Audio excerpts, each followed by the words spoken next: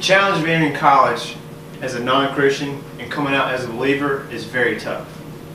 Even if you grew up in a Christian home, grew up with Christian values and Christian beliefs, the chances of maintaining those beliefs are very slim. The teaching of relativism at secular universities can have an effect on someone looking for absolute truth and purpose in their life. My three main points in this speech are: first, what relativism is; the second, relativism's involvement in college and secular universities; and finally, third, the difficulties of finding your faith in Jesus Christ while still in school. My first point: relativism is the examination of what is truth. We all know truth as an indisputable fact or reality. Relativism examines and asks the question, what is truth? It teaches that truth is relative to each person's belief depending on that person. When it comes to faith matters, relativism states that there are many ways to heaven, and it all bases on what you believe, what you grew up believing. It teaches that John 14:6, what this Bible says. John 14:6, Jesus states, He is the only way, the truth, the life, not a way, but the way. It teaches that what Jesus taught in John 14:6, and also the teachings of Hindu, Islam, and Buddhists are also true. They go hand in hand. That's what relativism teaches. Relativism teaches that no matter if you grew up a Christian or a Hindu, no matter the difference in monotheism or polytheism beliefs, both can be true according to your own standard of truth. And of course, relativism is the absence of absolute truth. There is no absolute truth when it comes to relativism. Everyone is right in their own thinking. There's no ultimate standard of what is right or wrong, and it all depends on what you want to believe. My second point, relativism's involvement in college and secular universities.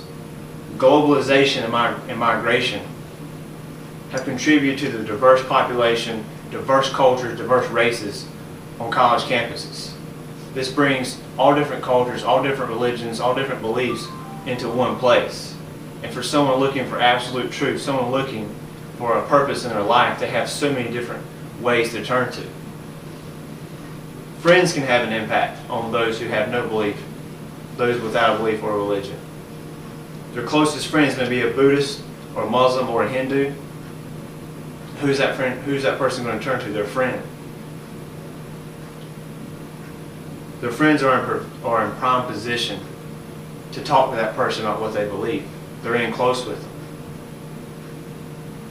And finally, the difficulty of understanding what you believe while in college and after college. A study done by the NAS, the National Association of Scholars, said that out of 400 college students interviewed, only a quarter of those said that there is one standard of what's right and what's wrong. The other three-quarters says they adopted the relativistic view of their professors.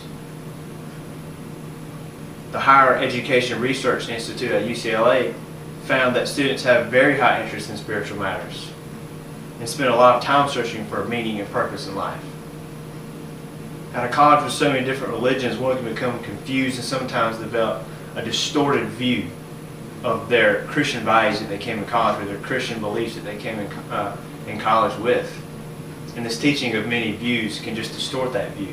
They can adopt to where it's not even a biblical belief in who Jesus Christ is. And they come out having this distorted view, believing that Jesus is just this God of love, and they don't get the other side, that He is also a God of judgment as well, and a just God, due to the universalist view. And studies also show that the 18 to 25-year-old age group, although they are very high and interested in spiritual matters, is the least of all age groups. And a lot of them abandon their beliefs that they developed in their adolescent years due to the college life, due to the college lifestyle, due to so many beliefs present on one campus. And it is our job to reach those kids before they leave for college and develop a distorted view of who Jesus Christ really is. So the effects relativism can have on one is ginormous. Relativism taught at secular universities can transform a person's belief in the meaning and purpose of life. Relativism is the absence of absolute truth. It is taught in many colleges and universities, and it is difficult for one to fully understand what they believe with no distortion while in college or after they come out of college. And I'll leave you with this thought. Relativism teaches that what Jesus had to say in John 14:6, that He is the only way to heaven, that no one comes to the Father except through Him, is not absolute truth. This same relativism is being taught in the colleges and schools that your kids are attending.